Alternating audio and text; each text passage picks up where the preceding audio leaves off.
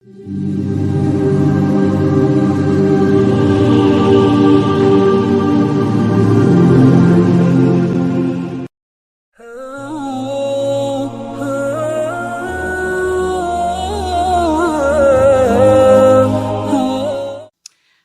علیکم ورحمۃ اللہ وبرکاتہ. My best wishes for all of you, lots of دعاز فار آل آف یو. بہت ساری دعائیں اور نیک تمنائیں آپ سب کے لیے. آج ہمارا لیکچر نمبر 28 ہے, 28واں لیکچر ہے. شیطان کے دروازے جو جن کے حوالے سے ہم پڑھ رہے ہیں, جو ہماری یہ سیریز چل رہی ہے, اس میں ایک اور دروازہ جو امام غزالی رحمۃ اللہ علیہ نے آئیڈینٹیفائی کیا ہے, وہ ہے مسلمان کے متعلق بدگمانی رکھنا, یعنی کسی اور شخص کے بارے میں برا گمان کرنا, برا سوچنا. یہ بھی شیطان کا ایک میجر دروازہ ہے. شروع کرتے ہیں. اعوذ باللہ من الشیطان الرجیم, بسم اللہ الرحمن الرحیم. الصلاۃ والسلام علی محمد صلی اللہ علیہ وآلہ وسلم. رب اشرح لی صدری ویسر لی امری واحلل عقدۃ من لسانی یفقہوا قولی رب زدنی علما آمین یا رب العالمین. مسلمان کے متعلق بدگمانی رکھنا, اور ہم یہ جنرلی انسانوں کے متعلق بھی اس کو کہہ سکتے ہیں, بدگمانی رکھنا. مسلمانوں کے متعلق بدگمانی رکھنا شیطان کے دروازوں میں سے ایک مضبوط دروازہ ہے, اسٹرانگ, یعنی ایک انٹری پوائنٹ ہے شیطان کا. اور اس کے متعلق اللہ تعالیٰ نے فرمایا ہے سورہ الحجرات کی آیت نمبر 12 میں. کیا فرمایا ہے؟ یا ایھا الذین آمنوا اجتنبوا کثیرا من الظن ان بعض الظن اثم ولا تجسسوا ولا یغتب بعضکم بعضا ایحب احدکم ان یأکل لحم اخیہ میتا فکرہتموہ واتقوا اللہ ان اللہ تواب الرحیم. اے ایمان والو, بہت سی بدگمانیوں سے بچتے رہو, کیونکہ بعض گمان تو گناہ ہوتے ہیں. یعنی بعض گمان جو آپ کرتے ہیں کسی کے بارے میں, وہ ایکچولی گناہ ہو جاتا ہے. ٹھیک ہے, ہمیں تو لگتا ہے کہ ہم سوچ ہی رہے ہیں نا کسی کے بارے میں. یہاں پہ کیا فرمایا جا رہا ہے کہ وہ گناہ ہے. اور ٹٹول بھی نہ کیا کرو, بہت زیادہ ٹو میں نہ لگو لوگوں کی, ان کی تجسس میں, ان کو فالو کرنا, ان کو انویسٹیگیٹ کرنا ان کے بارے میں. اور نہ کوئی کسی سے غیبت کیا کرے.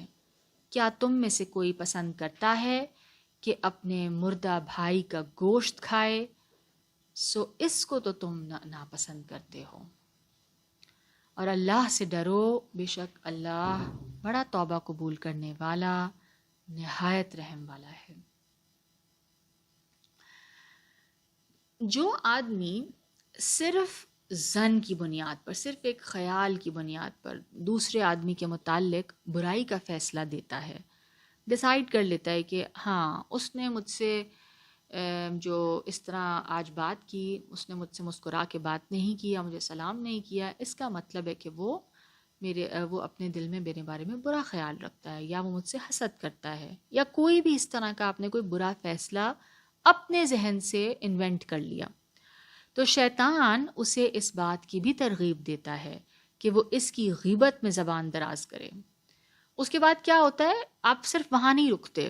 the thought comes to you, وہ خیال آیا, ٹھیک ہے, نیگیٹو خیال آیا کسی کے بارے میں, اس نے آپ کے ساتھ اچھا سلوک نہیں کیا, یا اس نے سلام نہیں کیا, یا آپ کا فون کا جواب نہیں دیا, تو آپ کے ذہن میں کیا بات آئی کہ وہ مثلاً مجھ سے ناراض ہے یا مجھ سے حسد کرتا ہے. اب آپ وہیں نہیں رکیں گے. شیطان آپ کو اب کیا کرے گا, آپ کو آگے لے کے جائے گا. وہ آپ کو فردر جو ہے نا ابھارے گا, ترغیب دے گا کہ اب آپ اس شخص کی برائی کریں, اب آپ اپنی زبان سے اس کی غیبت کریں. اور اس طرح وہ ہلاک ہو جاتا ہے. یا اس آدمی کے حقوق کو ادا کرنے میں کوتاہی کرے, ٹھیک ہے, یا تو وہ اس کا حق کیا اس کے اوپر وہ نہیں ادا کر رہا کیونکہ وہ اس کے بارے میں بدگمان ہو چکا ہے, یا اس کی تکریم یا عزت کرنے میں سستی کرے, اب وہ اس کی عزت بھی نہیں کر رہا, اور اسے حقارت کی آنکھ سے دیکھتے ہوئے اپنے آپ کو اس سے بہتر سمجھے. اب اس کے بارے میں کنٹمپچوس بھی ہو گیا ہے کہ میں تو اس سے بہتر ہوں. اور یہ سب امور انتہائی مہلک ہیں، ٹھیک ہے نا، یہ بہت زیادہ یعنی تباہ کرنے والی چیزیں ہیں یہ. اور یہ دیکھیں، آپ دیکھیں تو یہ صرف سوچیں ہیں، تو سوچیں جو ہے نا انسان کی، وہ انسان کو پھر کہاں سے کہاں لے جاتی ہیں. بات تو شروع یہی ہوتی ہے نا.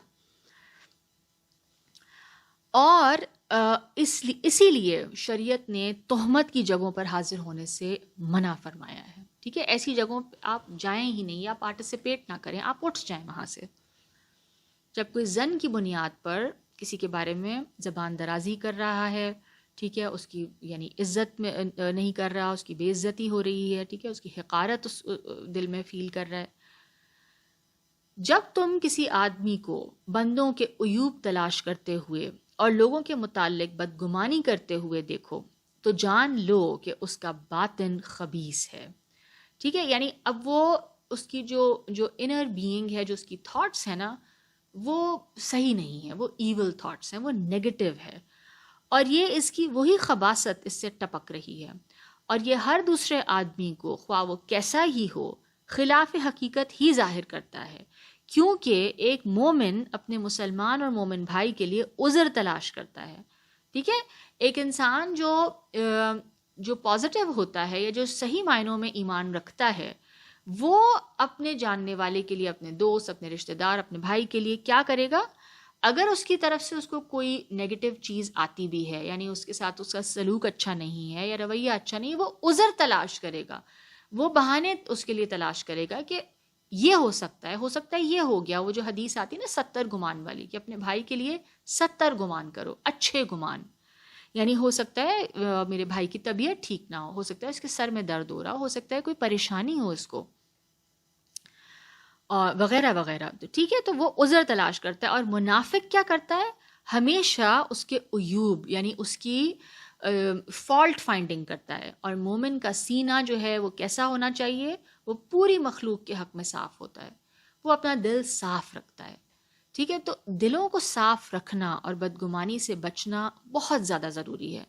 کیونکہ دیکھیں، یہ نہ صرف انسان کے تعلقات خراب کرتا ہے، بلکہ انسان کو یعنی اور بہت سارے جو وائسز ہیں نا، وہ انسان کے اندر اس گناہ کی وجہ سے آ جاتے ہیں.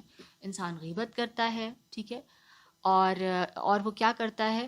تہمتیں لگانا شروع کر دیتا ہے، ٹھیک ہے. یعنی سلینڈرنگ شروع ہو جاتی ہے. جو چیز آپ کو معلوم ہی نہیں ہے، آپ نے اپنی طرف سے کسی ظن کی بنیاد پہ آپ نے اس کے بارے میں یہ بات کر دی، ٹھیک ہے. تو آپ اس چیز پہ رکیں گے نہیں. پھر بدگمانی will lead to other things، اور وہ بہت زیادہ بڑے بڑے گناہوں کی طرف پھر آپ کو لے کے جائے گی. تو اس وجہ سے اچھا گمان رکھنا جو ہے وہ کیا بتایا جا رہا ہے؟ وہ ایک ایمان والے کی صفت ہے، ٹھیک ہے. اور اسی طرح اللہ کے بارے میں بھی، ٹھیک ہے، اللہ کے بارے میں بہت بہترین حسن ظن ہونا چاہیے، ٹھیک ہے. اور جیسے میں نے کہا کہ یہ جو تھنکنگ ہے نا، پھر انسان کو یہ پیرانوائڈ بھی کر دیتی ہے. یعنی آپ ایک طرح سے پھر خوف زدہ بھی رہتے ہیں لوگوں سے. تو اس سے بہت ساری ذہنی بیماریاں پیدا ہو سکتی ہیں انسان کے ذہن میں. اور like I said, this is far from reality. اس کا حقیقت سے شاید کوئی بھی تعلق نہ ہو. جو ظن آپ نے اپنے ذہن میں بٹھا لیا ہے اور جس کے اوپر پھر آپ فردر آپ اس کو پال رہے ہیں اپنے ذہن میں، اور اس سے آپ اور یعنی کنکلوژنز نکال رہے ہیں.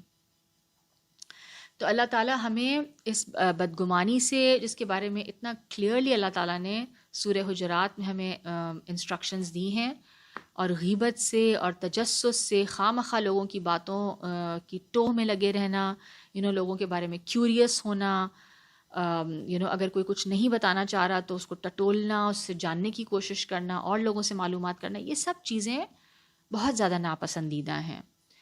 اور کسی محفل میں بیٹھ کے کسی کی برائی کرنا تو بہت ہی ایک یعنی گندے ایکٹ سے اللہ تعالیٰ نے اس کی مثال پیش کی ہے کہ آپ اپنے مرے ہوئے بھائی کا گوشت کھا رہے ہیں. کیوں؟ کیونکہ وہ انسان وہاں موجود نہیں ہے اپنا دفاع کرنے کے لیے. تو اللہ تعالیٰ ہمیں ان سب چیزوں سے، ان سب گناہوں سے بچنے کی توفیق عطا فرمائے، اور اپنے دلوں کو اپنے بھائیوں کے حوالے سے صاف رکھنے کی توفیق عطا فرمائے. بیکاز جتنی گندگی دل میں پلے گی، اتنا زیادہ انسان جو ہے وہ ایمان سے خالی ہوتا جائے گا اور وہ منافقت کی طرف چلا جائے گا.